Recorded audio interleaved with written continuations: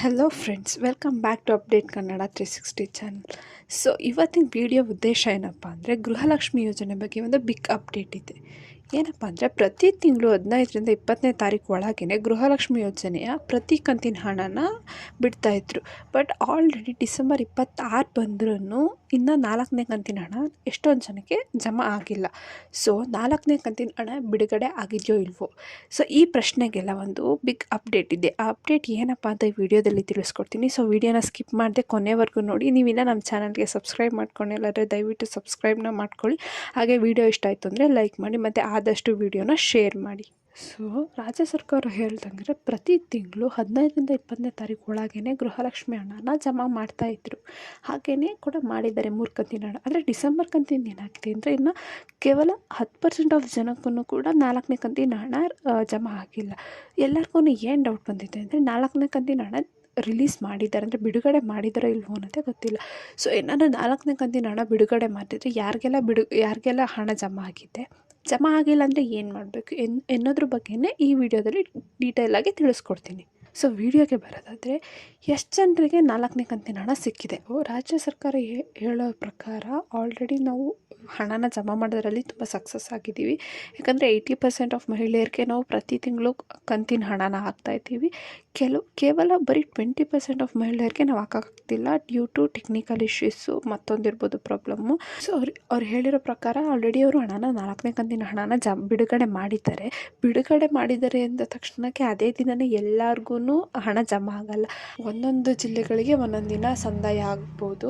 So ಅದಕ್ಕೋಸ್ಕರ ಸ್ವಲ್ಪ weight ಮಾಡಬೇಕು. ಇನ್ನೂ ಬಂದಿಲ್ಲ ಅಂದರೆ ಇದೇ ಡಿಸೆಂಬರ್ 27ರಿಂದ 29ರವರೆಗೂ ಕ್ಯಾಂಪನ್ನು ಕೂಡ ಆಯೋಜಿಸಿದ್ದಾರೆ ರಾಜ್ಯ ಸರ್ಕಾರದವರು. ಸೊ ಅಲ್ಲಿ ನಿಮ್ಗೆ ಏನೇ ಒಂದು ಪ್ರಾಬ್ಲಮ್ ಇತ್ತಂದರೆ ಅಲ್ಲಿ ಹೋಗ್ಬಿಟ್ಟು ಗೃಹಲಕ್ಷ್ಮಿ ಅನ್ನಭಾಗ್ಯದ ಏನೇ ಪ್ರಾಬ್ಲಮ್ ಇತ್ತಂದರೆ ಅಲ್ಲಿ ಹೋಗ್ಬಿಟ್ಟು ನೀವು ಪರಿಹರಿಸ್ಕೋಬೋದು.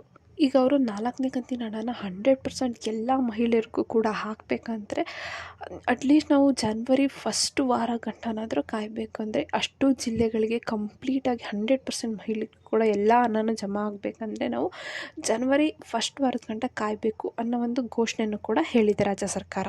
ಸೊ ಇವಾಗೇನೋ 4ನೇ ಕಂತಿನ ಹಣನ ಬಿಡುಗಡೆ ಮಾಡಿದ್ದಾರೆ. ಆದರೆ ಕೆಲವೊಬ್ಬ ಮಹಿಳೆಯರಿಗೆ ಫಸ್ಟ್ ಕಂತಿನ ಹಣ ಕೂಡ ಬಂದಿಲ್ಲ. ಸೊ ಅವ್ರೇನು ಮಾಡಬೇಕಂದ್ರೆ, ಇವಾಗ ಆಯೋಜಿಸಿರೋ ಕ್ಯಾಂಪಲ್ಲಿ ನೀವು ಭಾಗವಹಿಸಬೇಕು. ಡಿಸೆಂಬರ್ 27ರಿಂದ 29ರವರೆಗೂ ಕ್ಯಾಂಪ್ನ ಆಯೋಜಿಸ್ತಾರೆ. ಸೊ ನೀವಲ್ಲಿ ಭಾಗವಹಿಸಬೇಕು. ನಿಮಗೆ ಯಾಕೆ ದುಡ್ಡು ಬಂದಿಲ್ಲ ಅಂತ ಅವರು ತಿಳಿಸ್ಕೊಡ್ತಾರೆ. ನಿಮ್ದು ಏನಾದರೂ ಆಧಾರ್ ಸೀಡಿಂಗಲ್ಲಿ ಪ್ರಾಬ್ಲಮ್ ಇದೆಯಾ ಅಥವಾ ಟೆಕ್ನಿಕಲ್ ಇಶ್ಯೂಸಿಂದ ಬರ್ತಿರೋ ಅಂದ್ಬಿಟ್ಟು ಎಲ್ಲದಕ್ಕೂ ಅವರೇ ಪರಿಹಾರ ಕೊಡ್ತಾರೆ. ನಿಮ್ಗೆ ಏನಾದರೂ ದುಡ್ಡು ಬಂದಿಲ್ಲ ಅಂದರೆ ಅವರಲ್ಲಿ ನಿಮ್ಮದು ಹೆಸರನ್ನು ಅವರು ನೋಟಿಫೈ ಮಾಡ್ಕೊತಾರೆ. ಸೊ ಆದಷ್ಟು ಎಲ್ಲ ಮಹಿಳೆಯರು ಜನವರಿ ಫಸ್ಟ್ ವಾರದಲ್ಲೇ ದುಡ್ಡು 4 ಕಂತಿನ ಹಣ ಹಾಕ್ತೀವಿ ಅಂದರೆ ಇನ್ನೂ ಜಾಸ್ತಿ ಡಿಲೇ ಮಾಡಲ್ಲ ಅಂತ ಸ್ವತಃ ಲಕ್ಷ್ಮೀ ಹೆಬ್ಬಾಳ್ಕರ್ ಅವರೇ ಖುದ್ದಾಗಿ ಹೇಳಿದ್ದಾರೆ.